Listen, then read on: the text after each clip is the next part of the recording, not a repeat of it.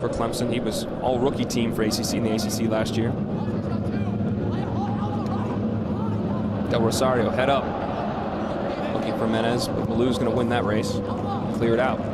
And that's good early on from UNC. Use Jonathan Jimenez's pace and get him matched up with Ogren, because Justin Malou is a little bit stronger, a little bit more athletic. Ogren lacks a little that pace, so that's where you can test him in behind. And as long as you keep that threat, he's gonna do well. Just saw Mike Noonan there in his 11th season at Clemson. 112 wins here, over 330 in his 4 different schools he's been at. Coming off the regular season championship, 2015 they were runners-up nationally. And because of all the success he's had at Clemson, the offseason rewarded with a new 6-year contract. Congratulations to him. Well deserved. He's got a bright future for this group, but has had a great past already. You forgot Noonan land as well. Noonan, that's right. The new facilities. Hold on. The facilities at Carolina, by the way, too. Yeah. Just redone here. They newly named Dorrance Field last year. Last year was the first year that everybody had access to it. They are top-notch, second to none. But Clemson's competing with them. Those two are phenomenal. New facilities at Clemson are outstanding. Players can't fully use them right now because of COVID restrictions, but man, these college kids, Chuck, they got it good right now. They got it made. I mean, Major League Soccer teams don't have the facilities that these two universities have. I mean, it's phenomenal. I mean, let's be real. I know the New England Revolution, one of the clubs you played for, they don't got the facilities that these guys have. They didn't until recently. They got the new facility. They got some now. big upgrades? Yeah, Good. They got that $40 million upgrade. Milo Garbanian pushes it forward to Herrera. Herrera tries to touch it by Mayaka. Good recovery there by Jonathan Martin. Milo Garbanian had an assist in the win over Duke. Great ball played in. Matt Constant, the big center back, diving header to give them the early advantage over the Blue Devils that they never relinquished. Mayaka switches the play out to Charlie Asensio. Second team All-ACC guy at left back. Up to Callum Johnson, tried to, but there's the aforementioned Constant ushering it out easily. Callum Johnson throwing now. BC transfer. Had 3 years at BC, good career there. Played in 52 games, 8 goals, 10 assists, but got injured and hip surgery. Decided to transfer in his final season of eligibility. Comes here to Clemson, getting starting minutes. Scored a goal in their opening game from the penalty spot, as I mentioned before. Smart move by Callum Johnson. Yeah, Barber trying to attack the ball in the box. Shot taken high. Alvaro Gomez trying to jump on it. Sophomore from Toledo, Spain.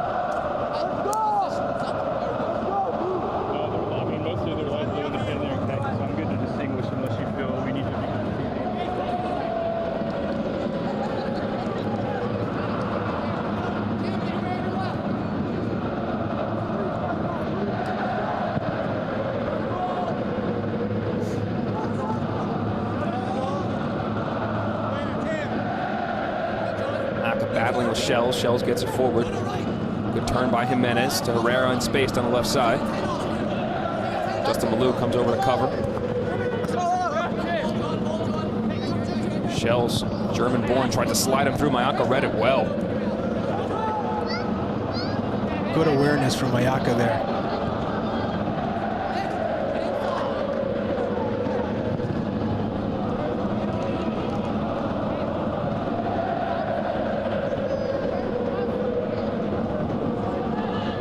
And Carlos Samuano, the UNC coach in his 10th year at the helm here. Second in the nation, active coaches, Division I coaches in win percentage at .740.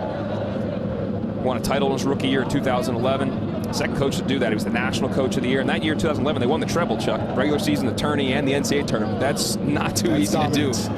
That is absolute dominance. But they did fail to make the NCAA tournament for the first time since 2007 last year. So as we've mentioned already, a redemption attempt. It's played forward here to Grayson Barber. Nice recovery.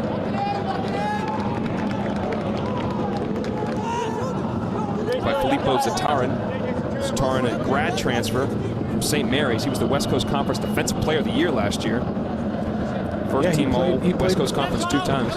What's up, Chuck? He played for my former college roommate, Chris Brown, at St. Mary's.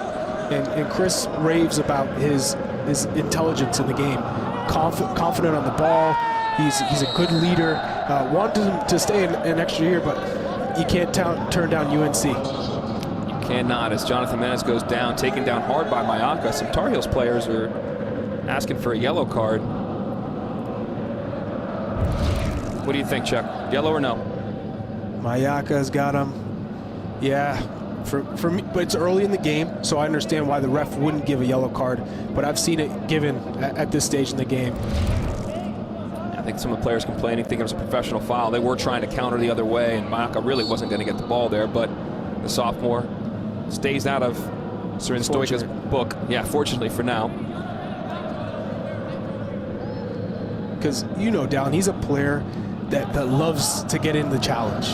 He doesn't shy away. So if he was on a yellow card early in the game, you're really flirting with danger with a player that's just so eager to get involved. Sure. Ball played long. Asensio skips off his head. Ogren's going to keep it in now. They're going to go off for a corner. George Marks, the keeper, gets the start. One of the captains on this squad. Did not start the last match. Max Fisher did. Johnson, good job to maintain possession.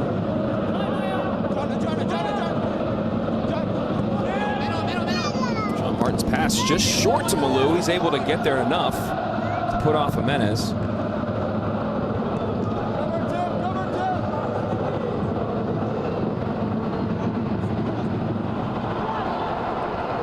This isn't pretty right now. It is not, but there could be an opportunity here. Ball played forward by Mayaka to Smith. Tried to lay it off to Mayaka, makes its way through. He pulls it back, and they'll maintain possession. Gomez to Martin.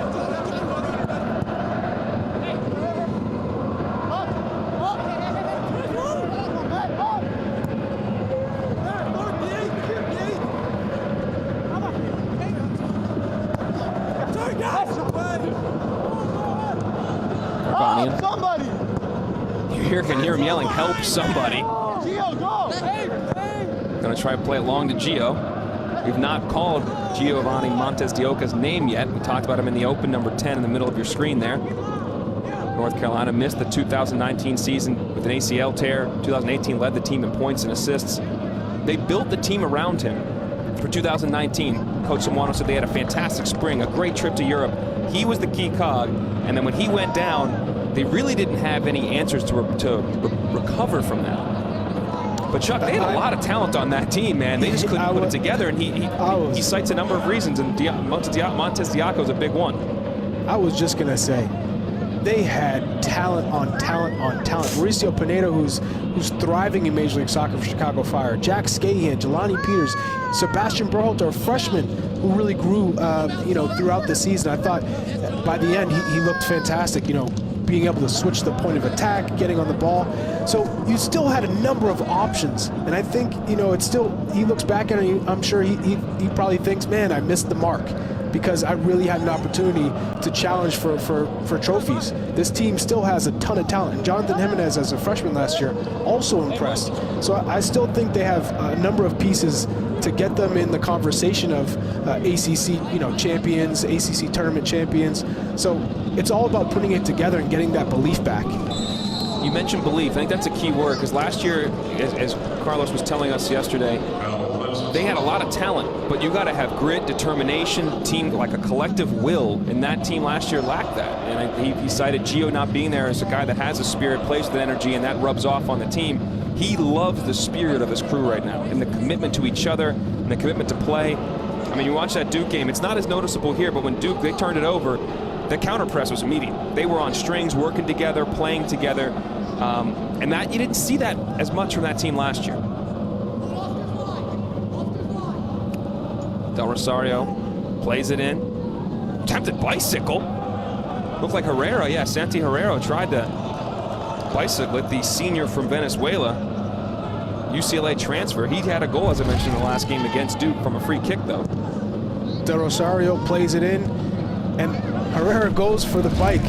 He had time to take it down. So, in those instances, I'd rather him take it down, take a touch, and then try that wraparound shot. I know it looks pretty, the bike, and it'd be cool if you can hit a bike, but they're just stick to the basics. You've pulled off a few in your day, Chuck. Yes, I have. Played forward to Jimenez. Still Jimenez going right at goal here, and then over comes Oscar Ogren. Can he keep it in? The sophomore does not. Ogren did a good job, though, of reading where Jimenez was going and then anticipated coming over.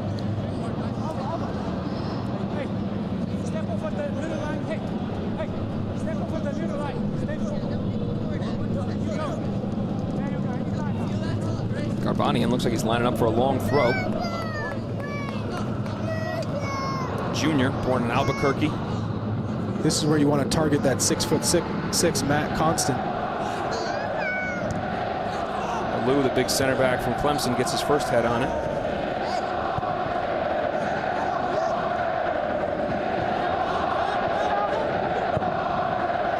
Taran just got rid of it under a little bit of pressure. Picked off. Montes de Oca picked off by Asensio.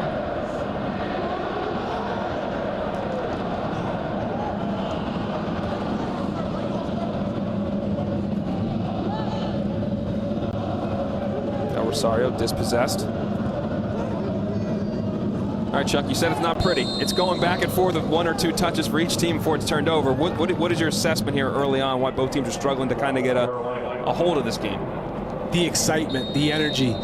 They haven't been able to settle down, take the touches. Everyone's running all over the place, trying to do too much, zipping in balls, making the wrong decision just because you're eager. And this is the first time they're facing each other, an ACC opponent for the season. I mean, for Clemson and for North Carolina, it's just because you're playing against the best. So you're just hyped for the game. I think in the next 5 to 10 minutes, we'll start to see some teams gaining possession, knocking it side to side, and trying to create some opportunities. Grayson Barber tried to slide it into the path of Mayanka, but couldn't quite connect. You mentioned Clemson is 2-0, but they're both their opponents non-conference. They played their rival South Carolina, a game they won 3-0 and controlled, and they played UAB and beat UAB out of Conference USA 2-0 in a very comfortable win, but one that Mike Noonan said we didn't particularly play well together. You'd have more chemistry, more of a collective effort as a group. So these, for both these teams, it's a step up in class. UAB just defended. Tomorrow, electrifying quarterbacks highlight our Saturday night football game. De'Aaron King, #1 Clemson, taking on De'Aaron King in Miami. Trevor Lawrence leads the line for the Tigers as always. Tigers have won the last 2 against the Canes. This is a pretty brutal score, 96-3. This one's probably going to be different. 7:30 Eastern, 4:30 Pacific on ABC and the ESPN app. Saturday Night Football presented by Capital One. I can't wait for that game, showpiece game. Game day will be there tomorrow. It's going to be a huge one in the ACC. Are they going to realistically challenge Clemson in that match, do you think? I don't honestly think Clemson wins by 2 touchdowns, but maybe it'll feel closer than 2 touchdowns. Okay. Miami's still trying to figure out how to, as Miami DSA, get to the point where you're playing in these games consistently. This isn't even a big game for Clemson. It's just, this is what they do. Barber couldn't control it. And just to get now back, Smear picks it up. Yep. To Clemson, they play UAB. You know, it's a team that's coming in with not many expectations, right? It's just, we just want to compete. We just want to go out there and fight and not have that scoreline look like 7-0, 5-0, 10-0 to this dominant Clemson team. And they fought. They made it tough for Clemson. They didn't make anything easy, and they fouled them, you know, pulled, grabbed, made it very difficult. But Clemson, to their credit, figured out a way to win the game. They got the 2 goals they needed, and I think that builds some character within the squad.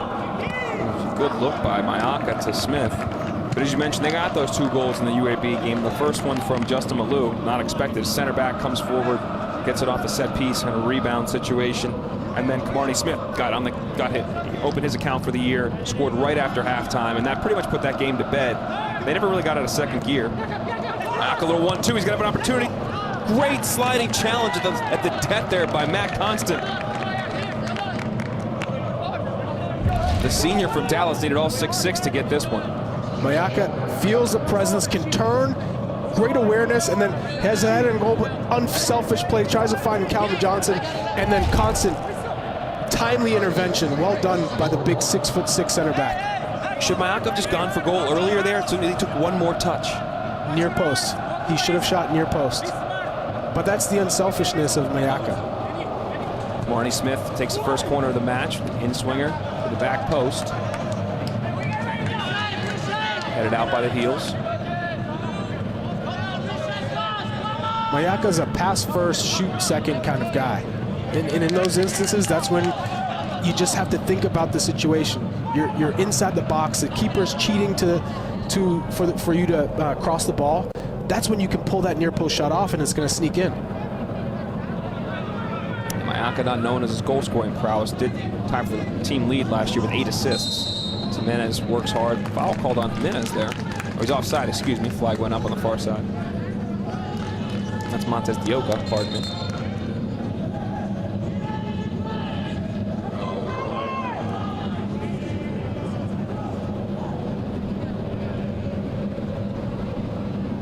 But we've already seen some quality from Philip Mayaka. His ability to get him the ball and try and create. And you see, he wants to take the scruff of the game. He wants to be the one who's making the play from the back to get up front. He covers a lot of ground.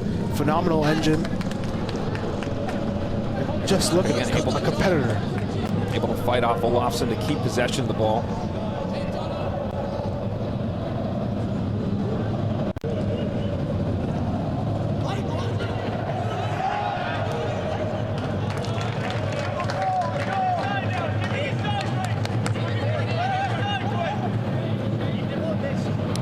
Gomez, getting his first start of the campaign. He's appeared the prior 2 games, but getting his first start. Mark Salas with the throw-in, senior, FC Dallas Academy product. Been part of that academy since he was 6 years old. His brother Martin just graduated and left the UNC program last year. Both brothers were on the squad for a couple years together.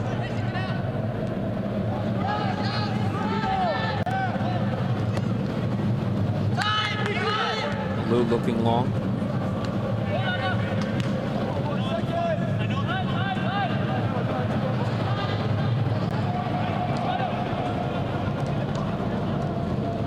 Mark's pass deflects off Gomez. Nice touch there. Ends up back in an orange jersey. John Martin looks like a little nervous. He hasn't really settled well into the game. John Martin's only his 7th appearance of his career. And he's not, as much experience as his Clemson team has at that right back spot. He challenges right now for the header. He's only played 7 games. This is a little bit of a new feel for him. I mean, you look at UNC has 16 freshmen on their roster, but most of these guys are seniors, juniors, some grad students. It's a Terran. A lot of these guys have been through big games. Same thing with Clemson. A lot of experience on both these 11s right now. Martin's probably the least of the group outside of the freshman shells.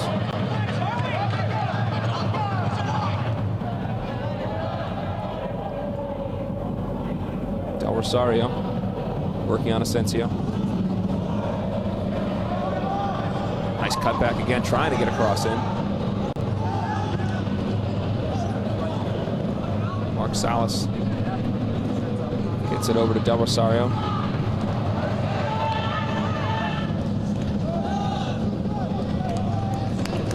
Mayaka again, he's all over the field. And I like what I've seen from Tim Schells early on, the freshman from Germany. Getting in passing lanes, breaking up plays. It looks like, he has a high ceiling for this UNC team. Yeah, Schells, interesting story. As you mentioned, born and raised in Germany, U18 German national team. He played in the 4th division of Germany in their club there. He was the youngest player in the history of the 4th division, 16 years old, which is professional soccer. He's playing other grown men.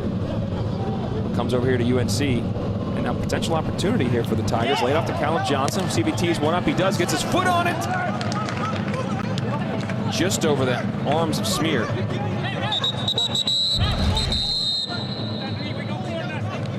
A nice ball in behind. Finds Callum Johnson with his left foot, and it looks like he just got under it, but a little deflection.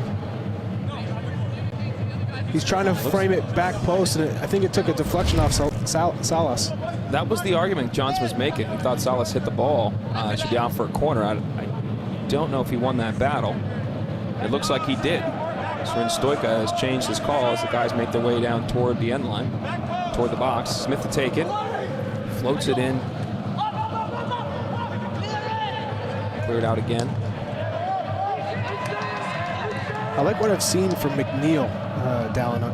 Just put McNeil on Clemson, just getting involved in that attacking half, good at running into the space and then playing that ball to the overlapping player on the left side or the right side. Just seems like he's got a good knack for anticipating that pass. Smear comes out and fists the ball out of there, but Quinn McNeil, you're talking about, redshirt junior from Greenville, South Carolina, a guy that's played a number of games. This is his 23rd game in college, but not a lot of starting minutes, so he's getting an opportunity here. James Brighting checking in, captain's armband, one of the two captains on the Tiger squad, 25. A target striker, a guy that's more similar to Mohamed Saei, kind of gives a different angle, a different way of playing, a different platform for them check. Yeah, this is exactly what they needed. A fulcrum point, a player who can hold up the ball combined, occupy two center backs with his strength, and that allows Kamani Smith and Grayson Barber to run into the channels.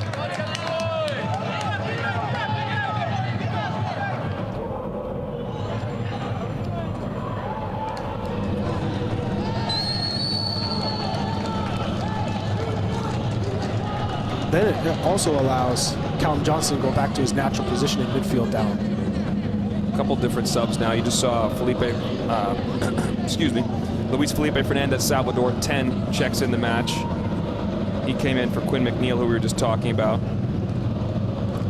And James Brighton came in for Alvaro Gomez. And that's going to send Callum Johnson, number 8, back into the midfield. We also saw Tafwada, 39, for the Tar Heels, check in the match as well. Ball was played and cleared out.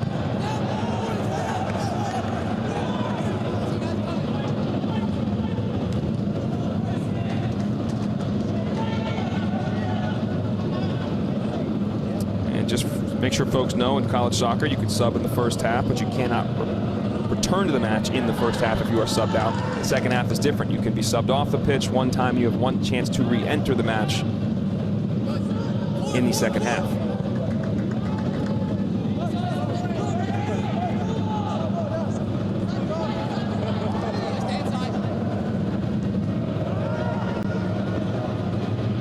Callum Johnson, as we mentioned, now in the midfield, knocks it out wide to Charlie Asensio. Felipe Salvador's first touch.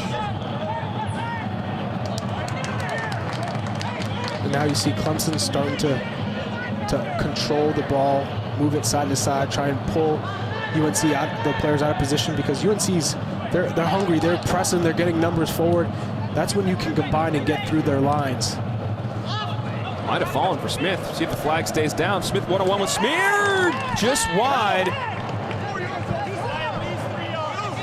And then no flag ever went up, and you hear the player saying he was at least 3 yards off. Take a look. The ball in behind,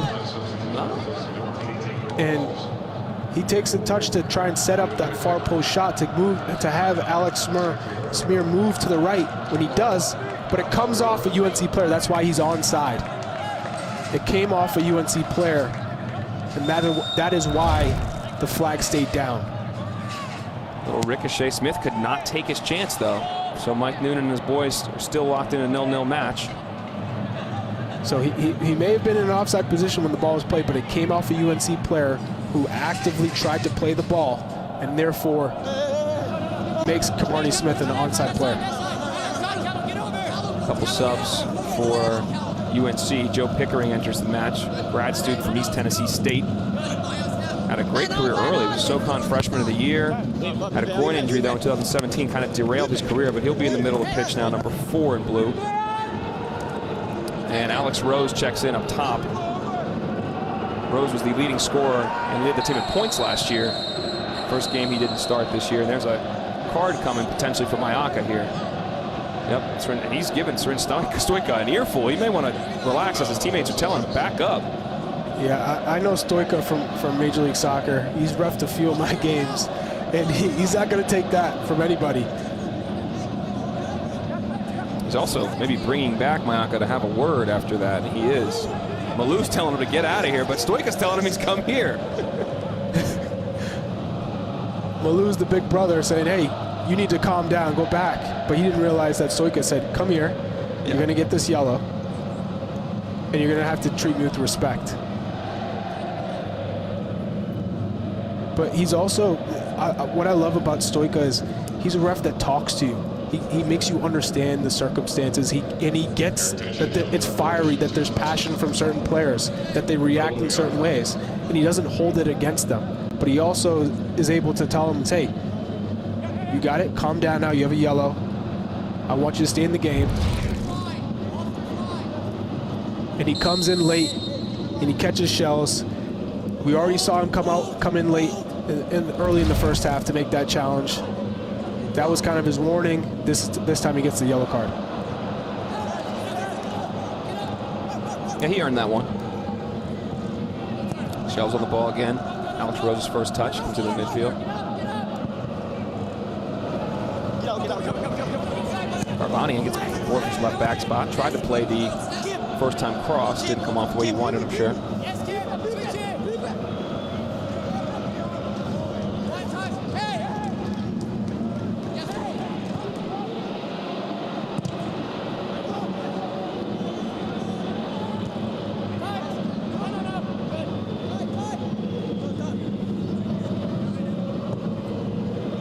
Martin looking long as Brighton runs into the channel.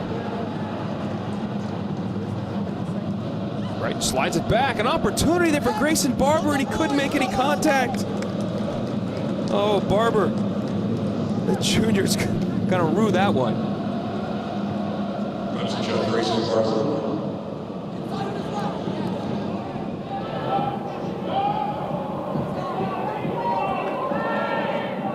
Taffwada clear down the sideline, no foul called. Good play, an advantage was played by Stoika. He'll pull it back now. Taffwada, the senior from Bracknell, England. Played high school ball in Rhode Island. His jersey is retired there, Chuck. Number 10 jersey retired. He wears 39 now. Okay, respect. Yeah, pay your respects. Transfer from Bethel University, Tennessee, an NAIA school where he's an NAIA All-American. Ball stays in. Falls for Shells. He goes down hard in a heap. In the box, Stoika says no foul, play on. Shells is still laying in the box as they go the other way.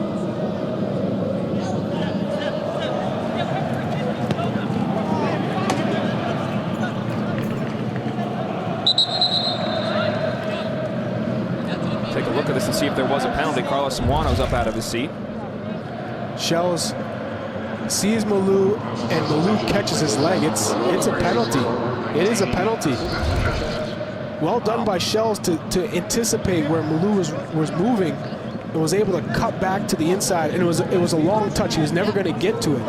But because Malou had already dove in and made contact, it's a penalty. The mask that they're wearing on the sideline, obviously we can't see Carlos Samuano's mouth or to read his lips, but I know he's disagreeing with that call or non-call.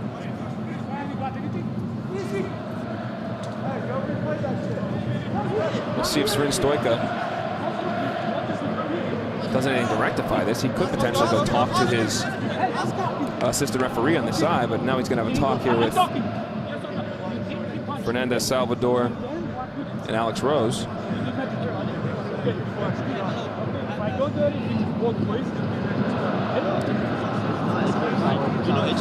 See, this is something that I think all referees can learn from. A ref who takes initiative to talk to the players, to get them to calm down, to get them to understand the stakes in the match. Hey, I love that it's a physical battle, but let's be honest here. Let's keep this clean. And you did hear, I don't know if you could hear one of the UNC players, hey, review that. You can't review a penalty or no penalty call in college soccer. You can review if the ball goes across the goal line for a goal, if there's a disciplinary issue, or you can address a card situation if the wrong player was carded. Those are the only three instances in which you can review something in college soccer. So that, once the penalty is not given, the only option is to talk to an assistant referee if they have a different opinion.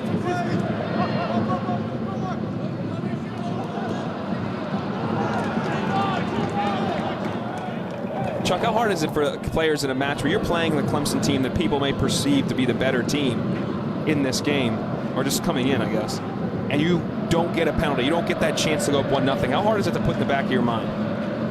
Well, for me, it gave you motivation, because you're like, we're that close. We're putting them under pressure. We're performing. We're contending against the best. So it only gives you more hope. So I think for UNC, this is a great start considering where they were last year.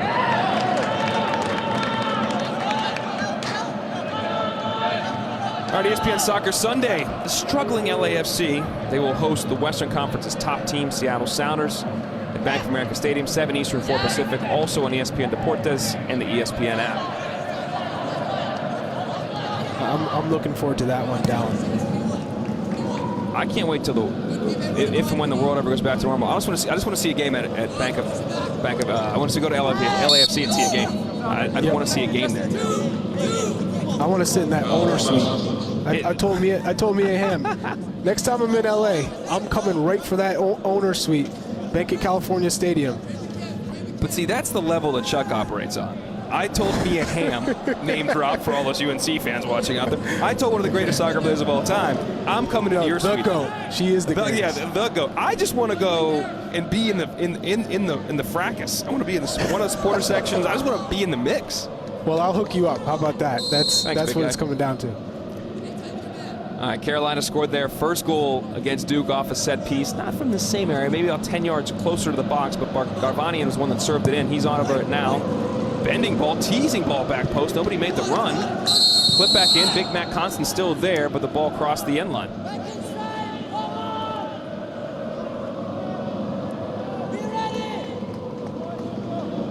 That's one area of the game that UNC needs to be clinical.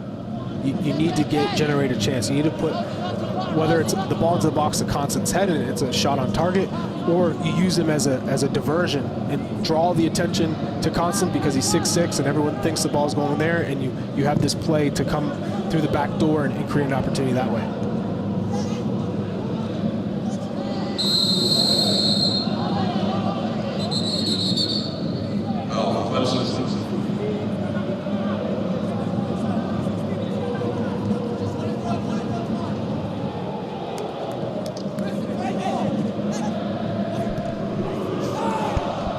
Restart. The Tigers are wise to it, able to cut it out. Mayaka stepping forward now. A lot of blue jerseys around him.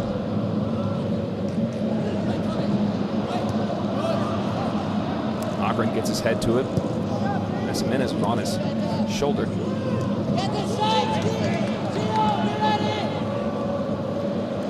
Just under 11 minutes left in the first half. Chapel Hill, North Carolina, alongside Charlie Davies. I'm Dallin Cuff, the number 3 team, Clemson Tigers against UNC. 0-0 here.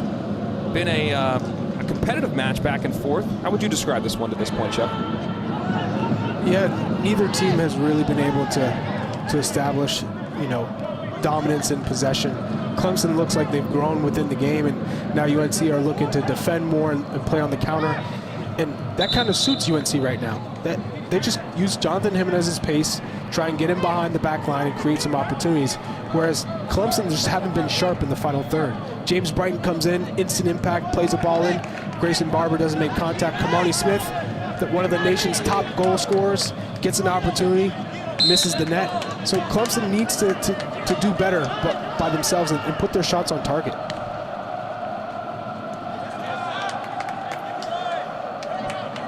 Checking in a few minutes ago for Clemson is Matt Leszewski, a redshirt sophomore from Myrtle Beach, South Carolina. Coach Duna told us he was an unheralded kid. Nobody talked about him. He used to come to their camp, and they feel like they had a good pickup. He gave them great minutes against UAB. He checked in here for Grayson Barber. This could be an opportunity the other way. Rose is on it. 1v1 Baloo, lays it off. 1-2. Pass took him a bit wide, so he floats it back post. Asensio got his head just on it, just when he needed to.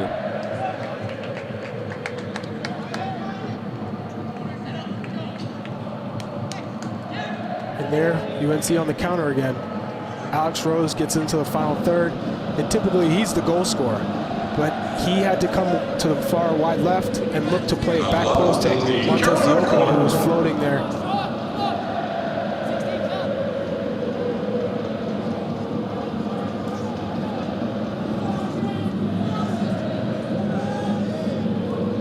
First corner of the match for the Heels. In swinging ball. Pop it back up. Oh, Marks goes into the net hard, but he's okay.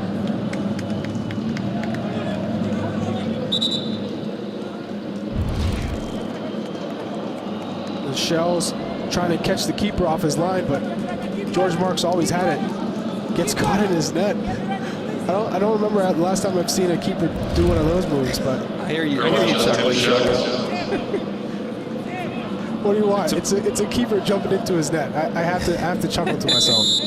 A couple subs. We'll get to them in 1 second here. Let's tell you about tomorrow night, their college football doubleheader on ACC Network. High-scoring NC State, 33 points a game, and Ryan Geary leading their offense squares off against dual-threat quarterback Brennan Armstrong of Virginia at noon Eastern. Then Pittsburgh has second-ranked total defense takes on BC. Phil Jerkovic, a quarterback, transfer from Notre Dame, leading the way for Boston College's aerial attack. Don't have ACC Network? To get ACC Network, go to ACCN.com for instant access to the games.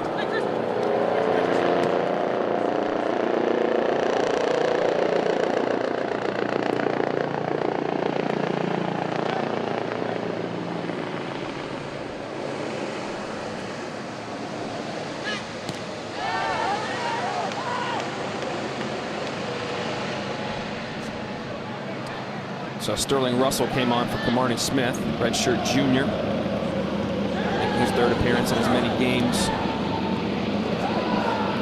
And Dylan Sullivan checked in for Philip Mayaka, the sophomore from Wappinger Falls, only making his fourth appearance in Clemson Orange. So they definitely are getting younger. As Does that town ring a bell for you, down? That is the home of Tyler Adams now? Hey, that's his brother. Yep. Doing his thing at RB Leipzig, but now Dylan's doing his thing here at Clemson. And Mike Noonan said, hey, he's been performing. He's been sharp. One of the most improved players this preseason, but because of COVID and this situation, it's kind of deterred from him continuing to make those strides in the first couple of games of the year. And you mentioned COVID, and I've been remiss in not saying this already in the broadcast, that their first two matches were postponed, the Tigers, because of COVID issues within the team. At times they were practicing a couple of weeks ago with just 10 people. A lot of guys, some guys were out for having COVID, some guys were out for contact tracing. So this team is, Mike Noonan would say, admittedly not necessarily where they're at in fitness and chemistry, and a big reason for that is the disruption to their season, which has become all too common in college sports. I mean, kids are doing everything they can right. I mean, kids across every sport, but it's just a product of the times.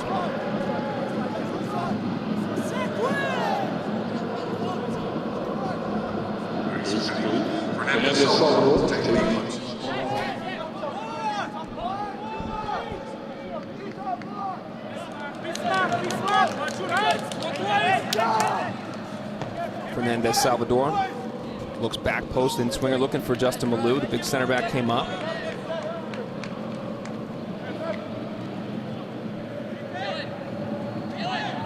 Malou, the senior, one of the goal scorers in the last game.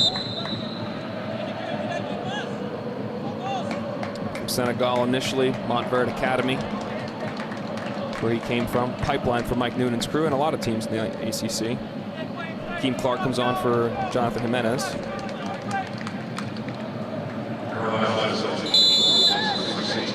From Loomis Chaffee School in Connecticut. Yep, one of the prep schools in Connecticut. He was All-State, All-American. Keem Clark was 43 minutes in the last game. That was his debut for the freshman. Brings good energy off the bench. .63, so a bigger target for them.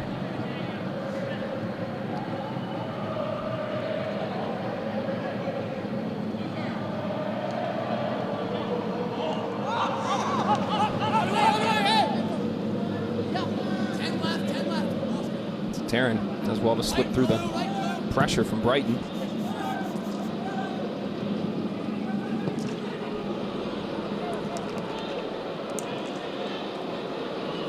So Taryn has complemented Constant extremely well down in this first half. Whether one's dropping, one's covering, I think he's done a good job of anticipating, and then that allows Constant to really not be exposed 1v1 because he does lack some pace. So you're able to have Zatarin kind of just track down all these speedy Clemson players, attackers, and then you know you have Constant there as kind of like a sweeper.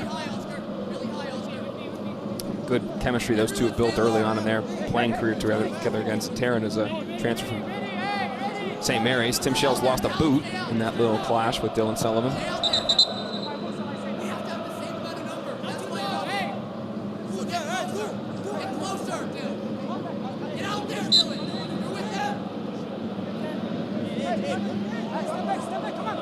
Here George Marks organizing his guys, telling Sullivan to get further out closer to some of the UNC players. You see Clark try to turn on John Martin.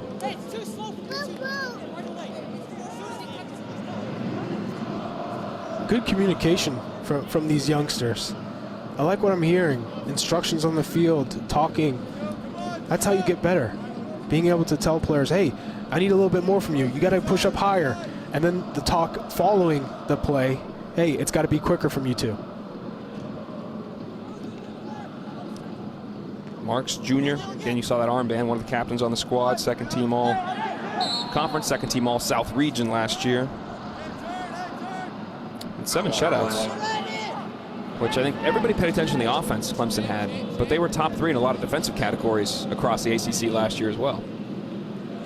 Well, one thing that helped is all the defenders were on their heels anytime they played Clemson. Yeah. They were historically good, folks. They led the nation in 7 different offensive categories, one of them being goals.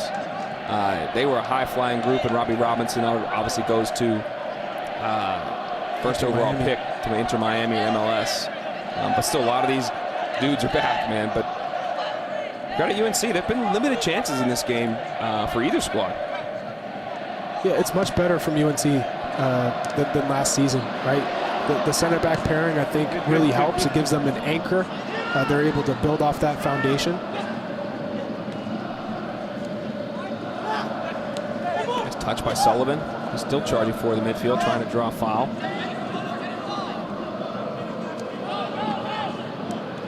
Taryn's pass just too hot for water to control.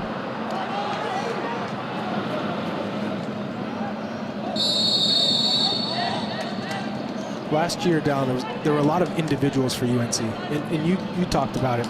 They didn't have the fight. They were the unanimous ACC Team of the Year at preseason, right? Everyone was like, "Oh, this team's going to win. They're going to be the best," and they really underperformed because they didn't have that bite. They didn't have fight.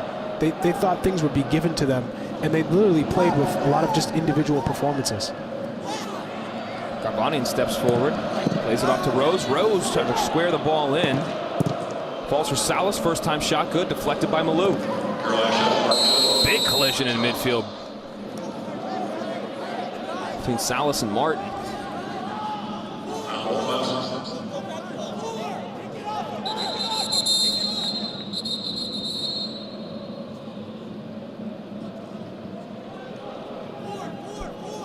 Salas going to get some treatment. It's rare you see a right back and a left back meet in the middle of the pitch like that.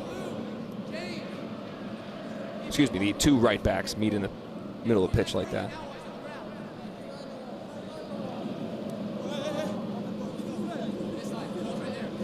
Salas has been a key part of this team in recent years. 2018, he played in every single minute except for 6. John Martin takes a long touch on the inside and then just follows through, catches Salas. Looks like his elbow catches Salas in the midsection. Oh, right there, I know that sign. You get usually the wind knocked out of you whenever I do that, because those hits, you know, when you're exposed, can really knock the wind right out of you. Injury that requires treatment. He can come off and be subbed with no penalty for it and re-enter, but with 19 seconds left, that's not as much relevant right now.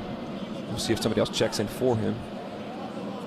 It will be a dead ball opportunity here for the Tar Heels.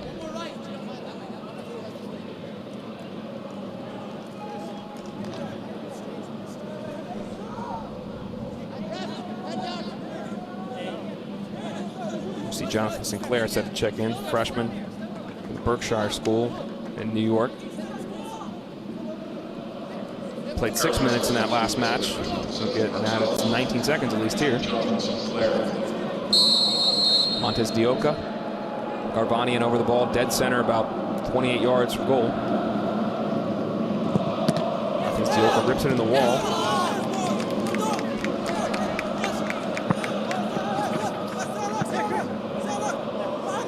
Behind. 1-0. That's the first half, 0-0. Chuck, what are your thoughts after 45?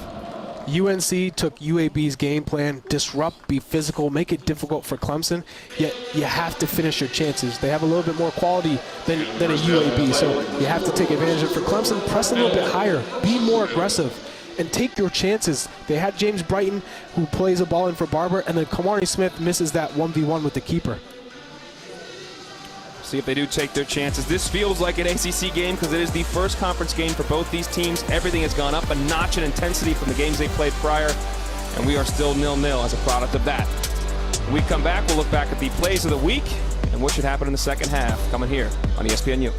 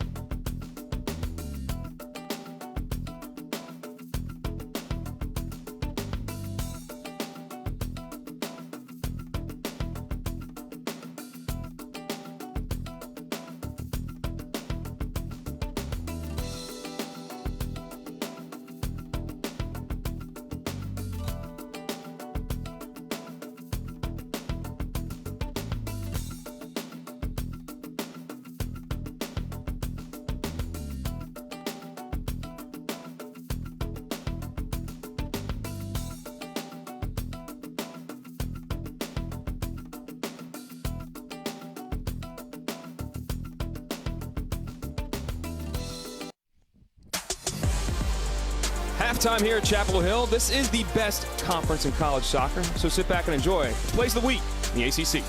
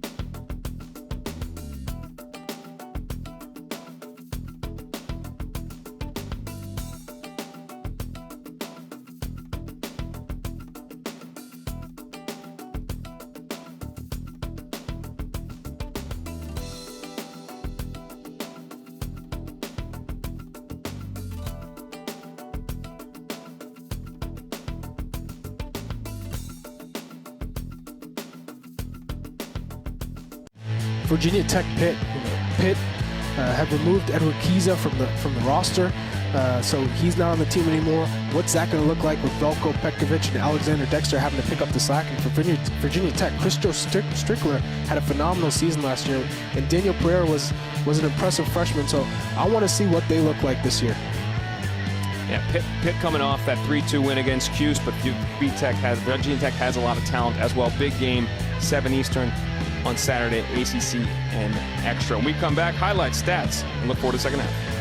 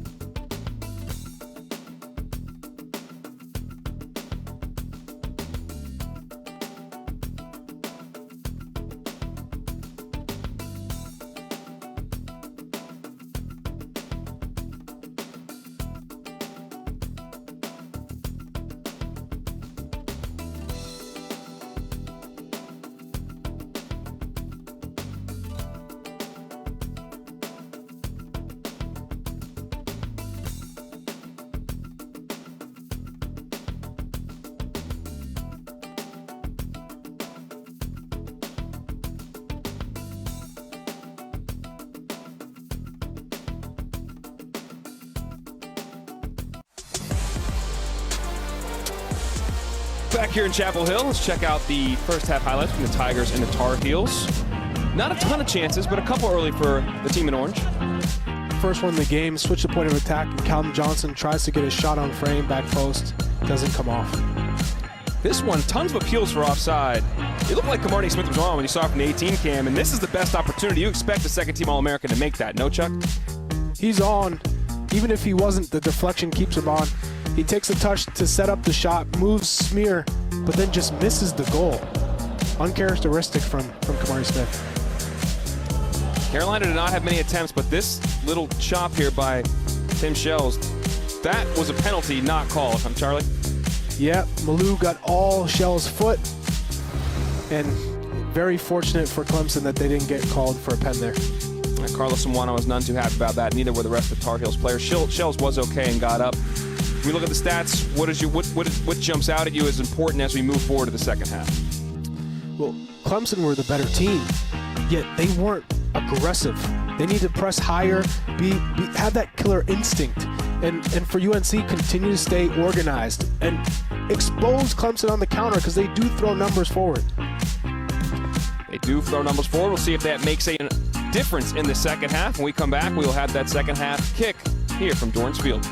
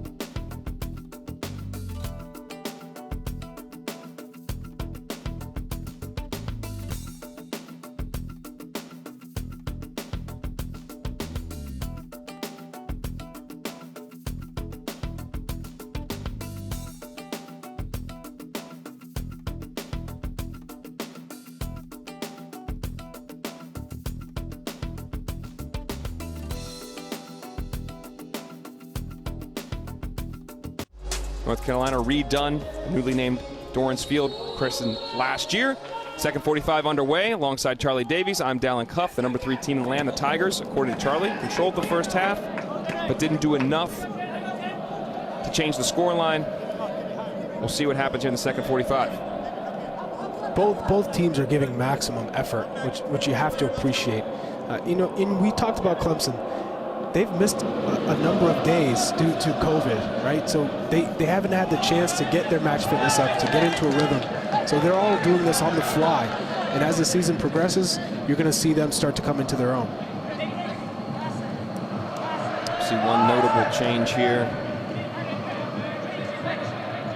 See Callum Johnson on the ball. He started in that front line, but he's more of a midfielder trait, the BC transfer. He drops back in the midfield line. Kamarni Smith back in the game, but the captain, James Brighton, through the middle. I know, Charlie, you say he offers them something different, a little bit more of a target striker. They don't have with Mohamed Saeed being injured, but Brighton now in the mix. Do you think he can have how will he impact this game in the second half? Well, he's a goal scorer. Callum Johnson's typically a holding midfielder. He's not even an attacking midfielder. So now you have a striker playing in that number 9 position where you can play off him, he can score goals, he can combine. And we saw him make a run into a channel to create a opportunity for Grayson Barber. So you're just more dynamic when you have him on the field.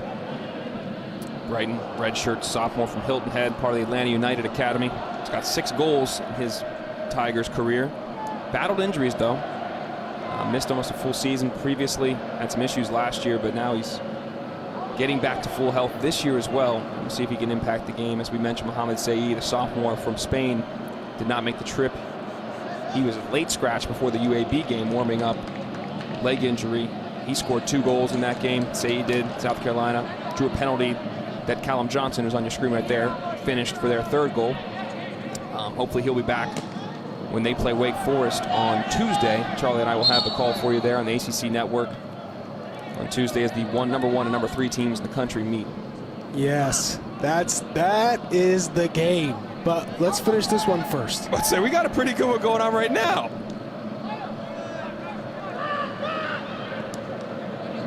Constant pings it out wide to Lucas Del Rosario.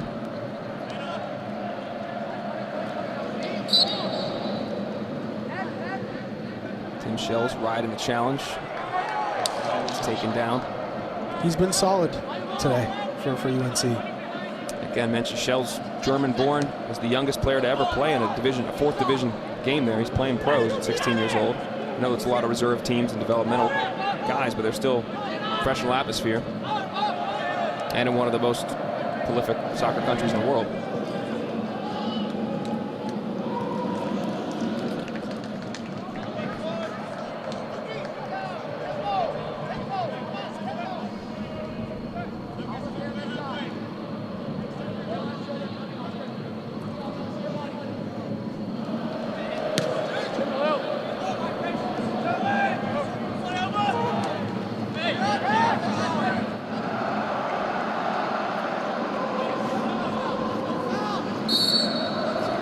Another one there. He's counting to Srin Stoichkos. How many times am I going to get hacked before a guard comes out here? He's right, because he just has a good ability to evade that first tackler. And so when you can anticipate a challenge and you're going to get fouled, it's really going to be useful towards the end of the game where you're starting to draw all these yellow cards, and now Clemson has to start playing tentatively. Villamayaka, the freshman of the year last year in the midfield, already has the only yellow in the match. Floated forward, a lot of contact to the back of Milo Garvanian by Brighton. No call. Nothing there. Nothing there, says Chuck.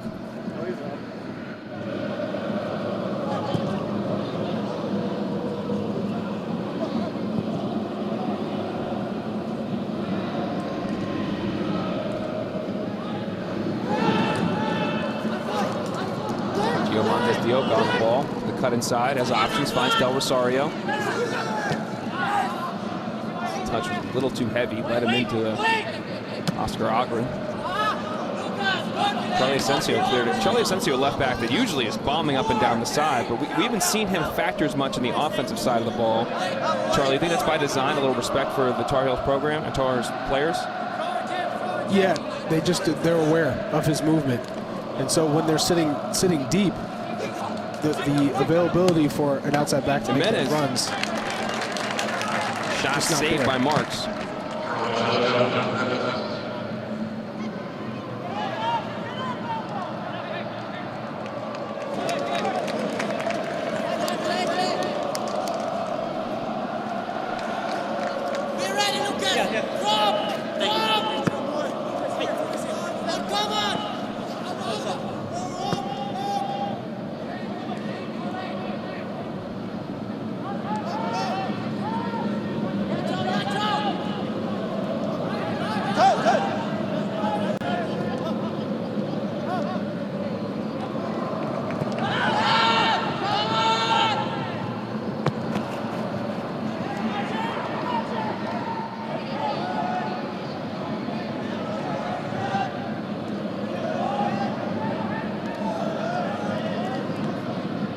Barber battling, as now is Brighton. Barber running toward the end line, cut off though. Easily ushered out by the heels.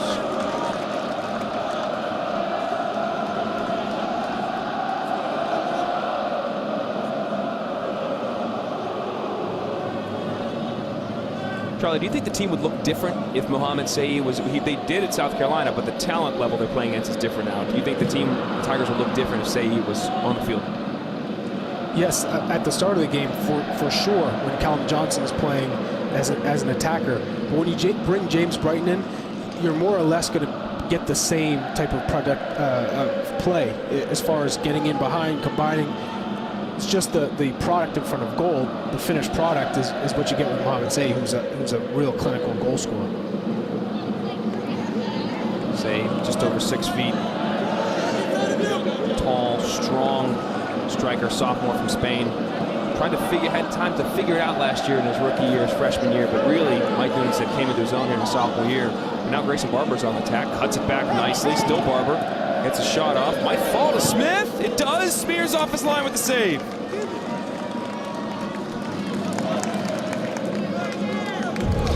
It's the first time we've seen Grayson Barber really get active in the final third. Cuts back.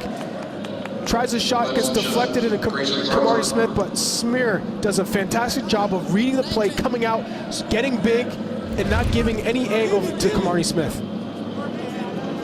Current ACC Defensive Player of the Week, stepping up big again.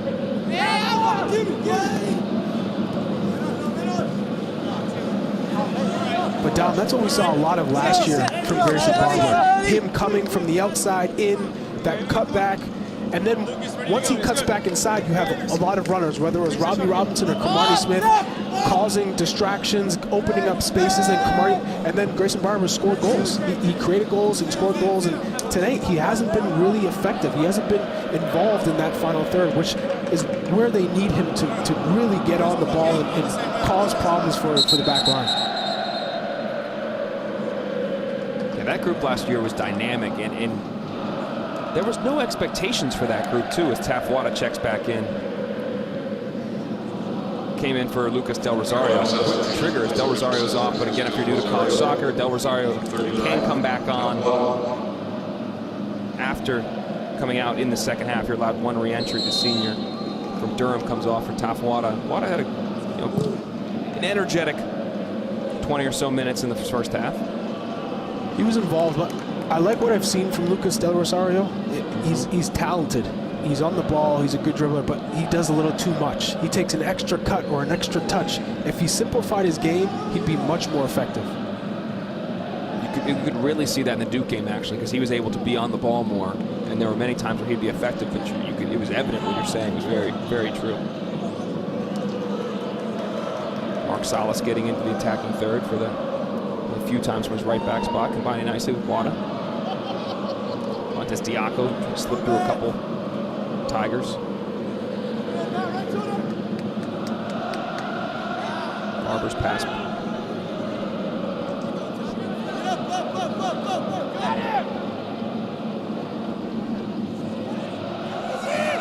Montes Diaco on its shot. Just out of the reach of George Marks' arm. Montez Dioka eye for goal, doesn't even take a touch and just lets it go. And that's what you need.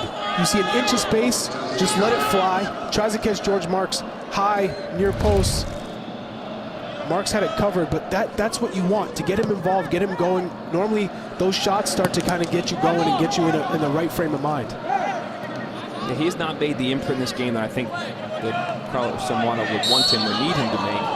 How does he get more into the flow of the game here? More touches, the movement, and coming back from an ACL tear last year that kept you out for the whole season. They said really a year and a half. It's going to take time. Santiago Herrera still on it, slipping through a couple tackles. Pinged out to Wada. Wada cuts inside his left foot. Good cutback. Could have an option to cross it. Oscar Ogren, though, coolly was there. You mentioned Montez Dioco coming off the injury, too. I mean, even Carlos Samuano says he's not there yet. COVID impacted that a lot. He didn't have a chance. This is his first time back, almost a year and a half from full 11v11 soccer. So he didn't have the spring season that they would normally have had. And didn't have the summer workout. So it's been a tough road for him, no doubt.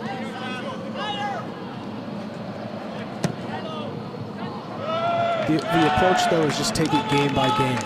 Try and build your fitness step by step. And there might be little setbacks where you get nagging hamstring injuries or groin injuries or quad injuries or calves, just because that's natural. You're starting to put your body through some rigorous matches. So I would tell him he's talented, but take it slow. Don't try and put so much pressure on yourself to succeed right away. You've had extensive experience, unfortunately, with this, playing at the highest level, but then having really serious injuries or illnesses. How do you remain patient mentally, as you were talking about? Well, I don't know if I've even mastered that yet, but you know you got to do it. It's hard to do. Yeah, I had a great support system. I had great trainers, teammates that really were telling me you got to slow down, or we're going to hold you back. Sometimes, no matter what, Montez Dioca he's going to push himself to get back, to even get better than he was before. So it's really on the coaches and the training staff to say, today's your off day, or today we're going light, and really put a harness on him, so to speak, just to make sure that he's not going to overdo it. I remember covering you in New England when you, the first year you were back there. Harnessing is a good word. I remember you being difficult to harness, but as soon as you were unleashed at full go, you made an impact on that squad. They ended up going to the MLS Cup final, losing in heartbreaking fashion to the LA Galaxy. Oh, don't bring that up, please. Sorry, I didn't mean to bring that up. My bad. That'll never be healed. That wound. Teal Bunbury shot off the goal, off the crossbar. Literally inches. Inches. Yeah. My guy Charlie Davies, former BC Eagle, played in MLS over in France and other countries in Europe. U.S. men's national team star. Part of that group that went to the Confederations Cup final against Brazil, beat the Spain team. First time Spain had lost in, I don't know, 100-some matches, something crazy. It was ridiculous. Good times.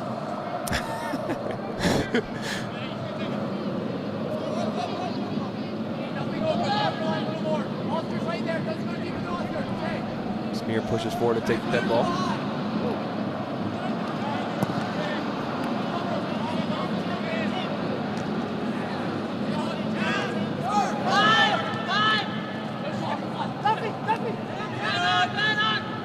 Leaves it for Pickering. This is much better from UNC. Montez Dioca working.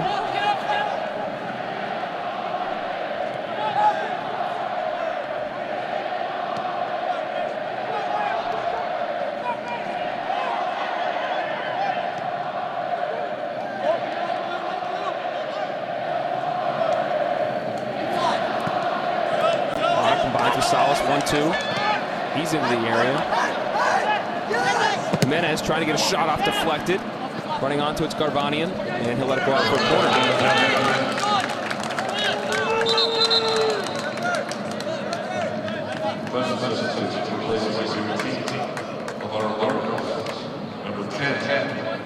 In comes Alex Rose for Santiago Herrera. Again, Rose was the leading goal scorer, leading point getter for the team last year.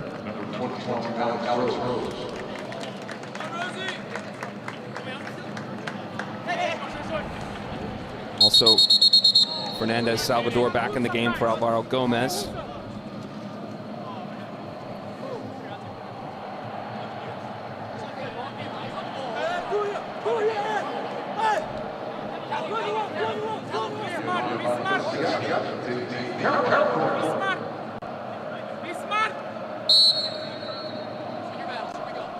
Montez Dioka for the corner. Driven in low. Doesn't beat the first man. Pops back out to him. Gio on it.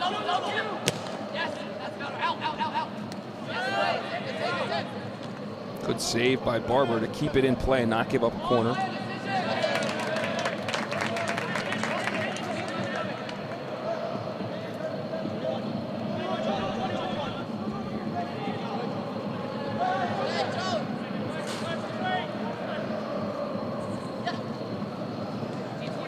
Dioka spinning on Malou. The center back comes out to press him.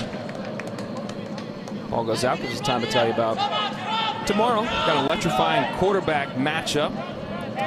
De'Ara King, number 7 Miami, taking on Trevor Lawrence and number 1 Clemson. Two of the best in the business. 2 Heisman candidates right now. The Tigers have won the last 2 against the Canes. This is kind of crazy. 96-3. This game will be closer than those last 2 matchups. 7:30 Eastern, 4:30 Pacific on ABC and the ESPN app. Saturday Night Football is presented by Capital One. Over the top to Wada. He wins the race. He gets a pretty good ball in. Falls to Montez Dioka. His first time off the chest, and what a deflection by Malou, because that was destined to be on frame. Montez Dioka kind of shocked and play Malou just made, man. Malou scored the opening goal in their game against UAB. He may have just saved one right here. Great chest control off the floor. May have gone wide, but it did matter. Malou made a great play to evade trouble, and UNC having a good spell here. Low again, out again.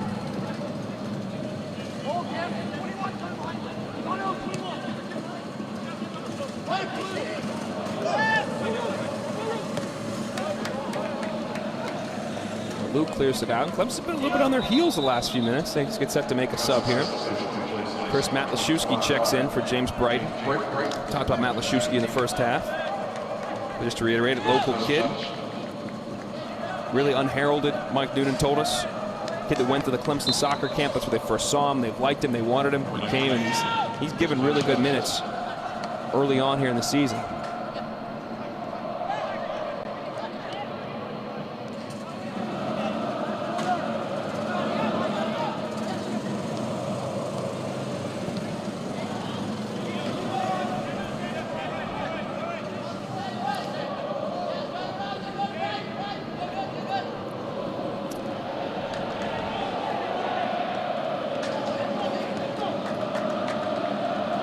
Just passing the bottom of the hour here alongside Charlie Davies. I'm Dallin Cuff. We're in Chapel Hill, North Carolina, as the Tar Heels host the number 3 team in the country, the Clemson Tigers.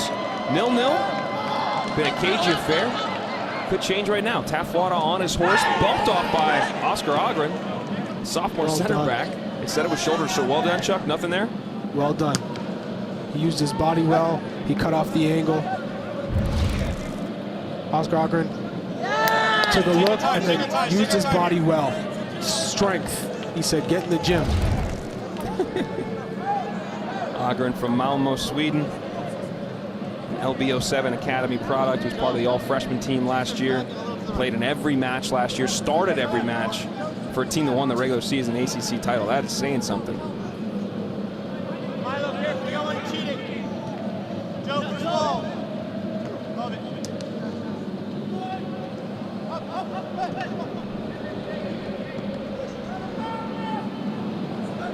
Marnie Smith been pretty quiet in this game too. I think he draws the foul there. Smith, their leading returner in points. Scored 44 points last year. Grayson Barber 33. Deadly trio though. We mentioned Robbie Robinson. The other person in that trio was the first overall pick in Inter Miami. Nice job by Fernandez Salvador to pop it out wide, but Asensio could not get on it. Well read by Salas.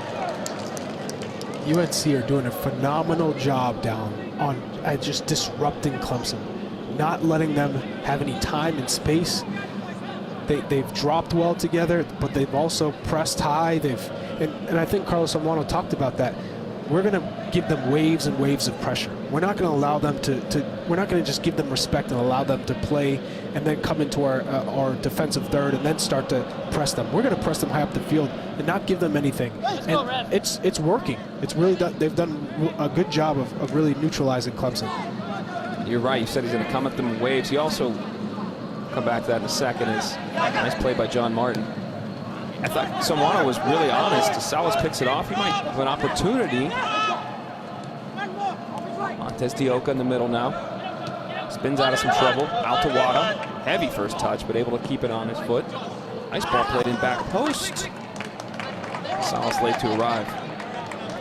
But as you were saying, like, he was pretty honest. This North Carolina team has been one of the, if not the most dominant program in the last 10 years. And they've gone to 8 college cups in their history. They've won 2 of them. They've won tons of ACC titles. He said, we're still North Carolina.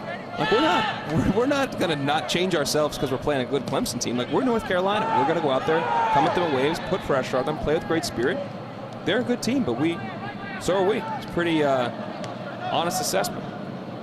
They were just humbled last year. I think that's what it comes down to, is all the players were probably made to think that they were going to come in and have it be a cakewalk because they had so much talent.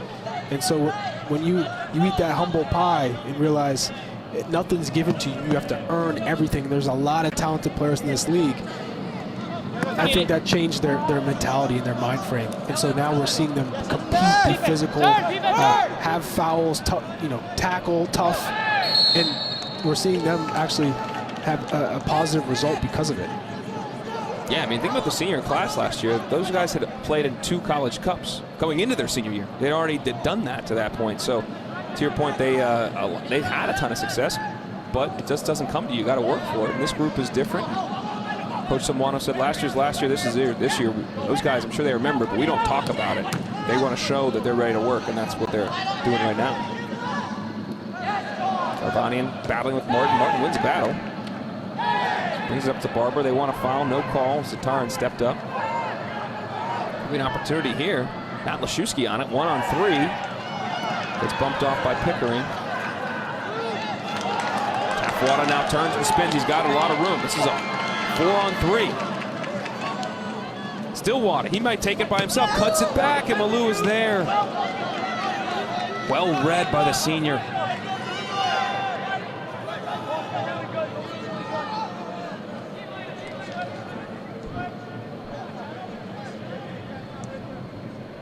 It's the second great intervention Malou has had.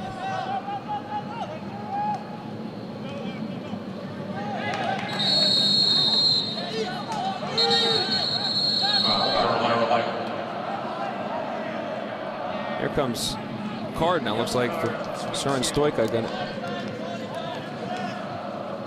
Garvanian. Issues it too much. Milo Garvanian. Garvanian got the yellow card just for being physical. He got a piece, but Carlos Zamorano saying, hey, this is the game. The whole game's been like that. I think he's got a complaint there, don't you? I mean, that didn't seem like anything egregious to me. It didn't seem like Garvanian's been in the book, called for a bunch of fouls either. Camardi Smith.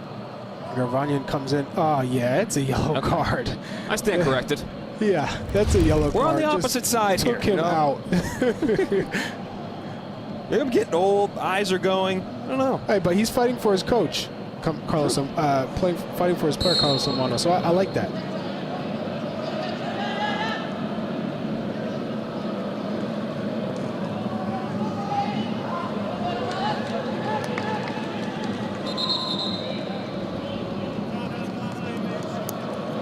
Subs coming in here now. Malik Henry, freshman from Ontario, part of the Canada under-15 team in some of his younger days. Techs on for Chaf Wada.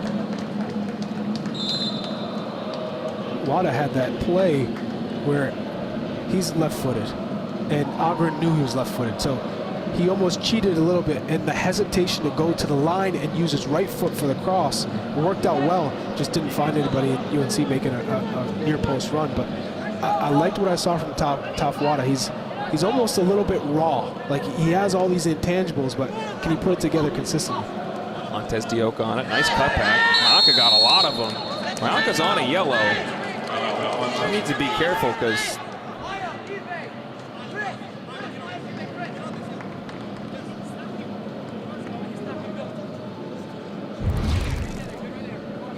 Gio Montez Dioka makes a good run. He comes inside, then bends it, sees it, and he got Mayaka to bite, and Mayaka sticks his leg out to slow him down, but he does it in a soft way, so it's not hard. Because I think if he comes in and chops him down hard in that position, that's his second yellow. It was like, oh, I got caught putting my hand in the cookie jar, but I'm not going to go all the way. I didn't touch the cookie. My hand was in there, but I didn't touch it. But I'm not taking it, Ma. Leave me alone. I didn't take it. Yeah, exactly. Easy. Hey, I'm watching. Hey, camera four on these guys. Camera four on these guys. Okay? And I think that was his last one that he could get away with. Easy. Camera is on you. Montez Dioka. Let's go, blue. And Garbanian over it. See who takes it. Garbanian the lefty. Montez Dioka righty. Big Matt Constant up there, 6'6". Driven in low. Off of Mayaka.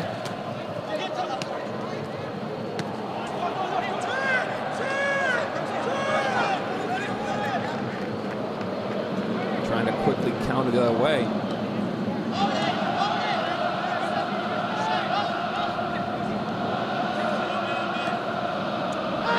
Oh, a chance to turn there.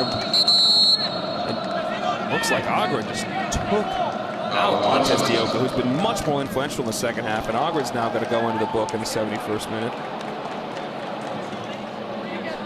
Yeah, he knew he got the yellow. He turned around, he said, yeah, I know. Go ahead, give it to me.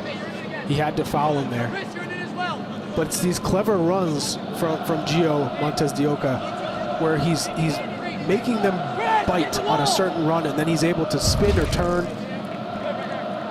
In this instance, he's checking and he lets the ball run by him. It's the positioning. He makes Ogren have to foul him. Clever positioning by Gio Montez Dioka. And now UNC gets another bite at the apple. You get a free kick. Try and get something from this. Put it on target.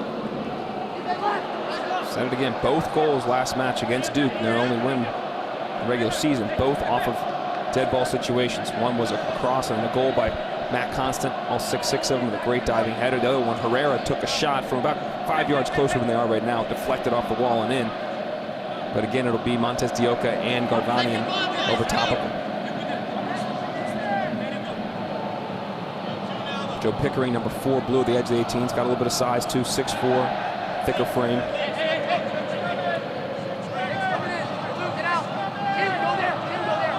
Rose also a goal scorer in his own right.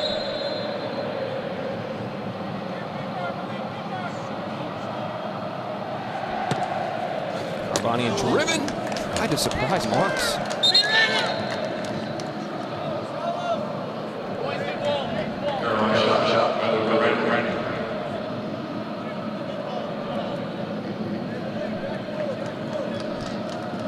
All right, Sunday, ESPN Soccer Sunday. A little bit of a struggling LAFC team. They host Western Conference top squad, Seattle Sounders, who ripped off 3 straight wins at Bank of America Stadium, 7 Eastern, 4 Pacific, also on ESPN Deportes and the ESPN app.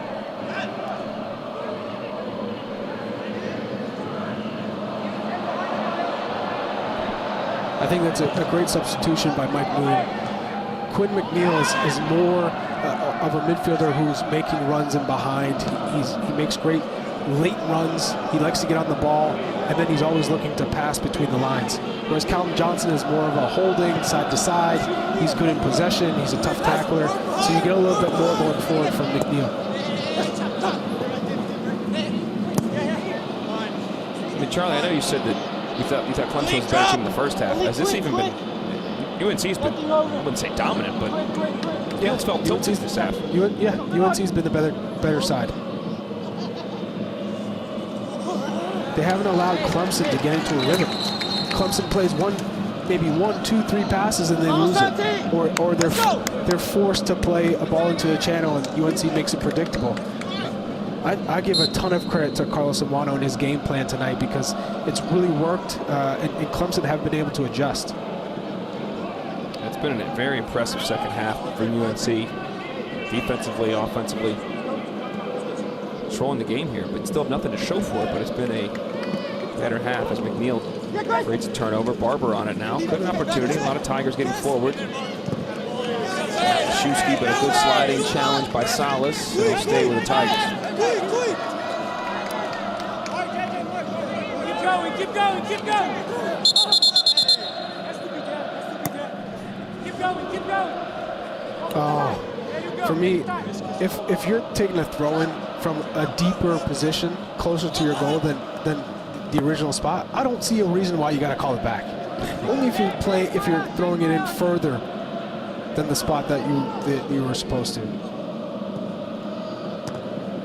Nice header by Constant. Clear the cross.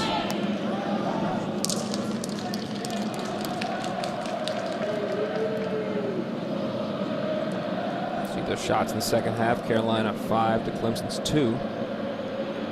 Santiago Guerrero just checked back in, getting some additional instructions from Carlos Zamorano. And Don, we talked about teams, if you don't necessarily have the same match-for-match quality, but you're able to stay in games, being compact and grow within, you're really gonna benefit from a team like UNC, who has much more quality than a UAB. And so if they can be as resistant to Clemson's attacks, you're putting yourself in a position to get something out of this game. And UNC, with the way they've played, they deserve to get a result tonight. And results are huge. There's only 6 conference games this year, folks, in the ACC. There's 2 regions, North and South. This is a South region game. And the 4 top teams from each region, South has 5 squads, North has 6, move on to the ACC tournament in November into that quarterfinal round. So every game is important in ACC soccer every year, but even more so this year because there's just less opportunities. Which puts a lot of pressure on some of these kids who want to make that jump to be a pro, right? Because now you're like, I don't have that many chances to be seen, so I have to do the absolute most to stand out. And so I think in the earlier stages we might see players try and do too much, and they don't have the match fitness. So hopefully towards we get to that 5th or 6th game in conference, we're going to start seeing some real nice looking soccer where the ball stays on the ground, it's moving, there's good movement, not so much long ball fight.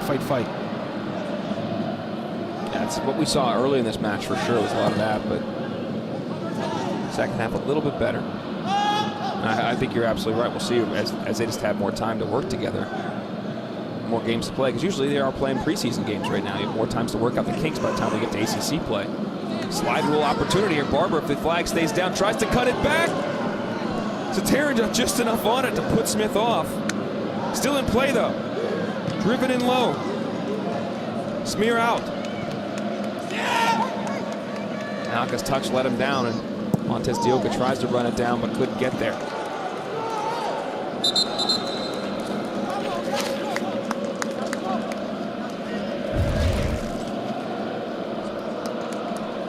And you see Fernandez Salvador playing Grayson Barber, who's unselfish and goes for the pass for Kamari Smith. I want to see him take that shot from that position.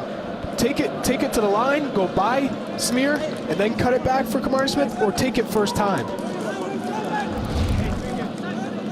Great opportunities. Mike Noonan did say he wants to see his guys finish better. They had a number of chances in the first half of U against UAB. They didn't capitalize to the dying embers of that half, but they should have been up more. And there seemed like another great opportunity for Grayson Barber. Keem Clark came back in for Jonathan Jimenez.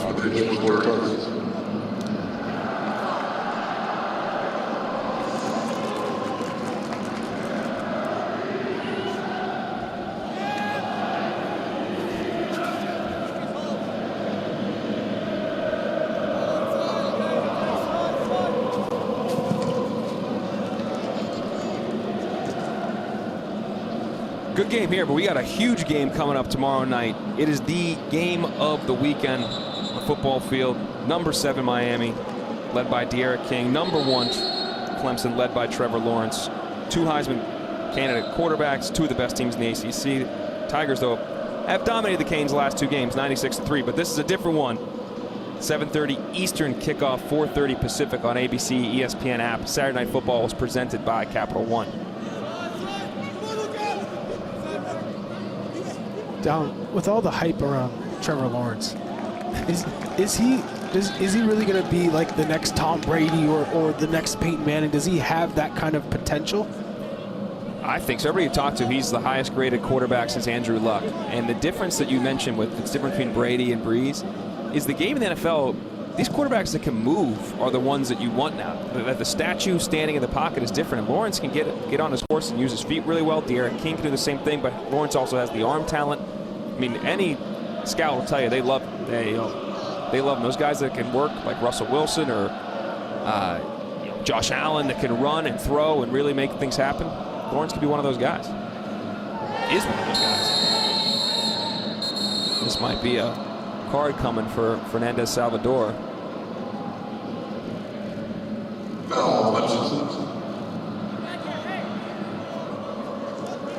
Jacques Bouverie checked in just a few minutes ago. He suffered the foul. The transfer from FIU. See him He lunges at it, and he gets all ball. He does get all ball, but he goes through Bouverie. So I do see the foul being called, but he did get all ball. But when you have the studs exposed, you're putting yourself in a position for the ref to make that call. 100% agree. It seemed like it was reckless going with the studs up. It doesn't matter that he got the balls.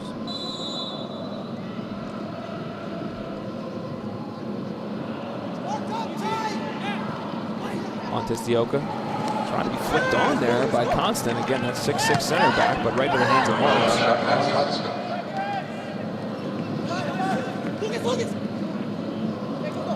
Chuck inside, Chuck inside. Chuck inside.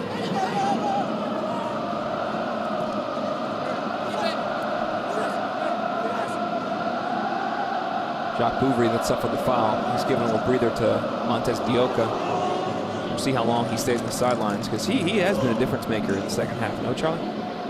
He has, and you can see how disjointed Clemson are right now. And there's a good shot of Gio Montez Dioka taking a break, because he's coming back from an ACL tear. You just got to ease him in. As much as you want to play him 90 minutes and get him up to full fitness as quick as possible, it's a process.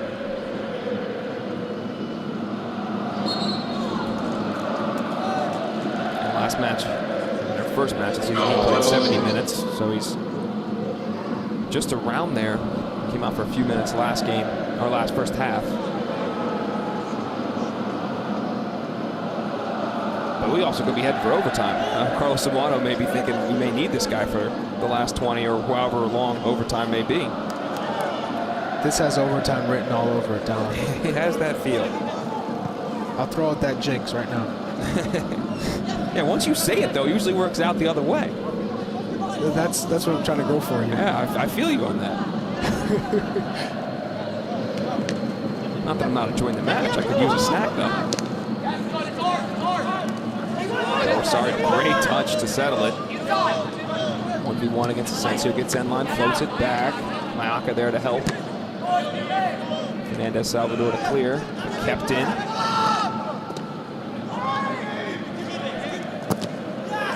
Physical play by Henry.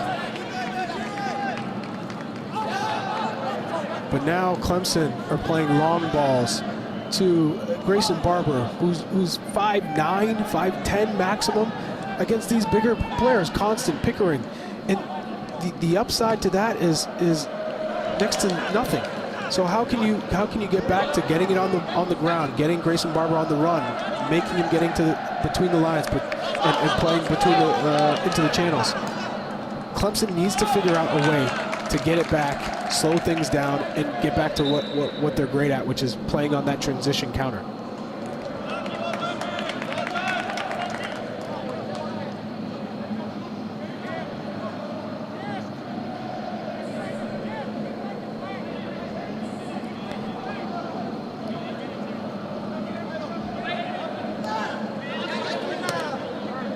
Justin Lou went down hard, no call.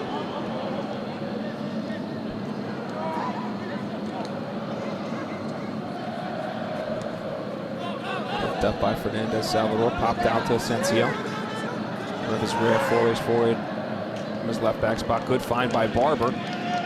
1-2 touches, cut back, laid back for Smith, deflected. Probably the best attack Clemson's had in the last 30 minutes.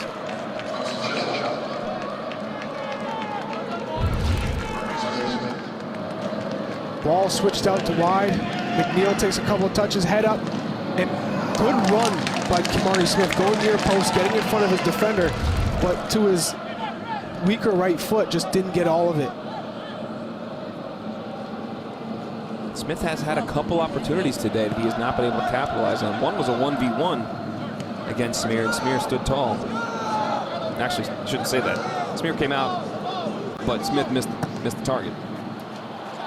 But it was him coming out that forced Kimani to feel like he had to put it wider than he did. So Smear's been fantastic tonight down. Yeah. National Player of the Week by United Soccer Coaches this week. Had a couple great saves against Duke. ACC Defensive Player of the Week as well. And we're seeing why.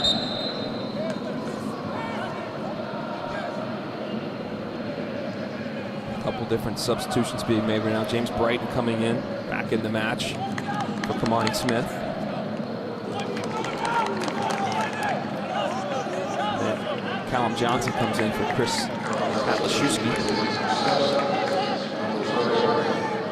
Montes de Oca has come back in as well. Replaces Santiago Herrera. Jonathan Jimenez is in for Lucas Del Rosario. Del Rosario's getting like 3-minute shifts. It's like a hockey game for him. Yeah, that's tough.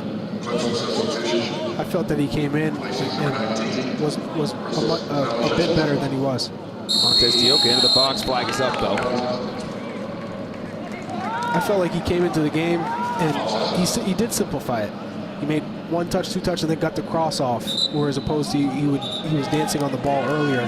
So it's really tough for a guy to get back into the game. Here is Montes de Oca. He's on. He's on. Yeah.